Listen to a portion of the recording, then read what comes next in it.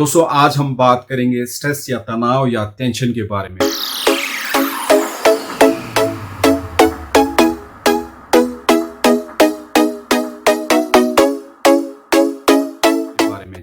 Hello दोस्तों, doctor Usman सेटुटेंस में आप सबका स्वागत है। आशा करता हूं आप सब ठीक होंगे और घर पर सेफ होंगे।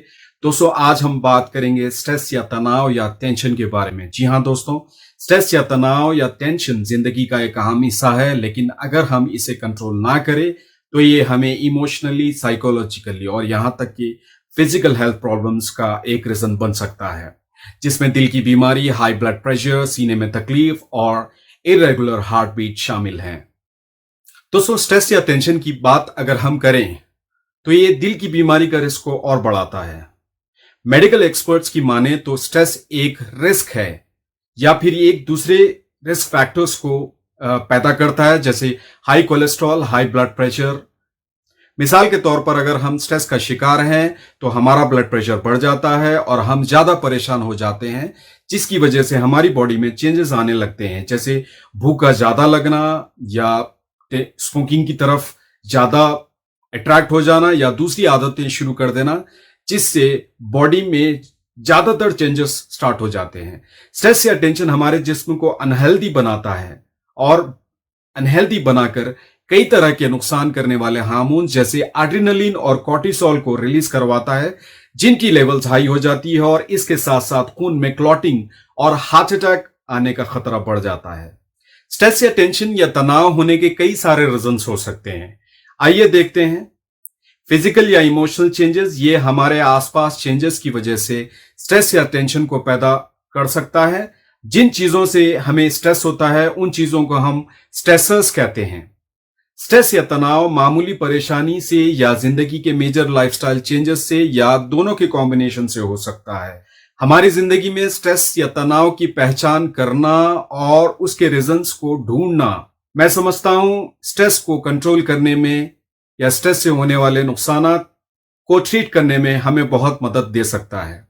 कॉमन स्ट्रेसेस जो उम्र के हर स्टेज में हमारी बॉडी पर असर कर सकते हैं, जैसे कोई हेल्थ प्रॉब्लम होना जो पर्सनल तौर पर या फैमिली के किसी मेंबर या दोस्त को हो, किसी दोस्त या अपने की डेथ हो जाना, पर्सनल रिलेशनशिप्स के प्रॉब्लम्स, वर्क या काम या एम्प्लॉयमेंट का ज्यादा बोझ होना, कोई नया काम शुरू करना या बेरोजगार होना। स्ट्रेस आमतौर पर रिटायरमेंट के बाद भी होता है और स्ट्रेस प्रेगनेंसी के दौरान भी होता है। स्ट्रेस कभी कभी क्राउडी या बहुत शोर वाली जगह पर जाने पर होता है या रीलोकेशन पर, यानी एक सिटी से दूसरी सिटी या जगह पर रीलोकेट होने पर होता है। लीगल कॉम्प्लिकेशंस यानी कानूनी पेचीदगियां या केसेस होने पर स्ट्रेस होता है। फाइनेंशियल अनस्टेबिलिटी, यह भी एक स्ट्रेस का बहुत मेजर रीजन है, या अपने या किसी दूसरे में परफेक्शनलिज्म को ढूंढना, इससे भी स्ट्रेस हो सकता है। अगर हम सिम्टम्स की बात करें तो जब हम को लंबे वक्त तक तनाव का सामना करना पड़ता है, हमारा जिस्म, हमारी बॉडी हमें वार्निंग देती है, वार्निंग देकर बताती है कि कुछ गलत हो रहा है।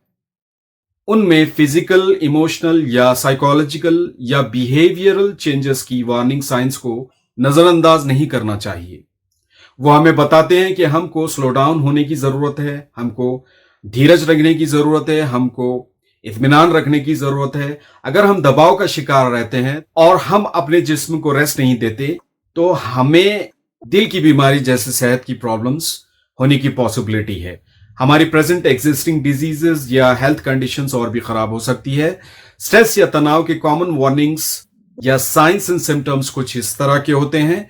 फिजिकल साइंस जैसे चक्कर का आना, आम दर्द और तकलीफ, दांतों का पीसना, जबड़ों का चिपक जाना, सरदर्द, बदहजमी, मसल का टाइट हो जाना, सोने में दुश्वारी, दिल की धड़कन का तेज चलना, कानों में घंटी बजना, हाथ की हथेलियों से पसीने का निकलना, थकावट, थकान, कांपना, वेट का सडन बढ़ना या कम हो जाना और डाइजेशन का खराब हो जाना। अगर हम मेंटल साइंस की बात करें तो कोई भी चीज या परेशानी को हद से ज्यादा सोचना या ओवर वरीड हो जाना, डिसीजन लेने में दुश्वारी होना, भूल जाना, बराबर कॉन्सेंट्रेट नहीं कर पाना, सेंस ऑफ ह्यूमर का ना होना और पुअर मेमोरी यानी मेमोरी का कम हो जाना शामिल है। अगर हम इमोशनल साइंस की बात करें तो चिड़चिड़ापन होना, अकेला महसूस करना, डिप्रेशन में चले जाना, घबराहट का होना, हमेशा उदास रहना, नर्वस फील करना शामिल है। अगर हम बिहेवियरल साइंस के बारे में बात करें तो बॉसी एटीट्यूड दिखाना, खाना ज्यादा खाना या भूख का बढ़ जाना, दूसरों से या सामने वाले से बुरा रवैया या बुरे से बात करना, खुद में या सामने वाले में परफेक्शन ढूंढना, वायलेंट या एक्सप्लोसिव मूड में रहना, बार बार जॉब का बदलना, शराब या ड्रग्स पर डिपेंड हो जाना या उनका रेगुलर इस्तेमाल करना, सोशल और पर्सनल रिलेशन से दूर हो जाना शामिल है। अगर हम स्ट्रेस या तनाव या टेंशन के ट्रीटमेंट के बारे में बात करें तो एक पॉजिटिव एटीट्यूड और self esteem building behaviour stress या तनाव और हार्ट डिजीज के खिलाफ एक अच्छा कदम साबित हो सकता है, क्योंकि पॉजिटिव एटीट्यूड हमको परेशानी के बजाय किसी प्रॉब्लम को चैलेंज करने जैसा होता है और हमारी मदद करता है। जब हमारी जिंदगी में कोई अनएक्सपेक्टेड चेंजेस आते हैं तो एक पॉजिटिव एटीट्यूड हमको फोकस्ड और कॉन्सेंट्रेट रखता है। एक पॉजिटिव एटीट्यूड का मतलब है अपने आप को बताना कि कुछ ऐसी सिचुएशंस हैं जिन्हें हम ठीक भी कर सकते हैं और कभी कभी कुछ नहीं कर सकते। ये चीजों का खास ख्याल रखें कि हम सैटिस्फाइड रहें कि हम जो भी कर रहे हैं उसे करते रहें और कॉन्फिडेंस से करते रहें। छोटी छोटी टिप्स हैं जिसे हम फायदा ले सकते हैं, जैसे गहरी सांस लें, अपने आप पर गौर करें, हमेशा अपने आप को बताएं कि हम इस कंडीशन या सिचुएशन को फेस कर सकते हैं। कोशिश करें कि हमेशा रियलिस्टिक और फ्लेक्सिबल रहें। हमेशा सिचुएशन को पॉजिटिव परसेप्शन से देखें, पॉसिबिलिटीज के बारे में सोचें, सॉल्यूशंस के बारे में सोचें। अपने आप से पूछें कि बस क्या हो सकता है। नॉर्मली ऐसा नहीं होता, फिर भी अपने आप को प्रिपेयर करें बस सिचुएशन के लिए। अपने आप से कहते रहें कि हम हर सिचुएशन से कुछ नया सीखते हैं।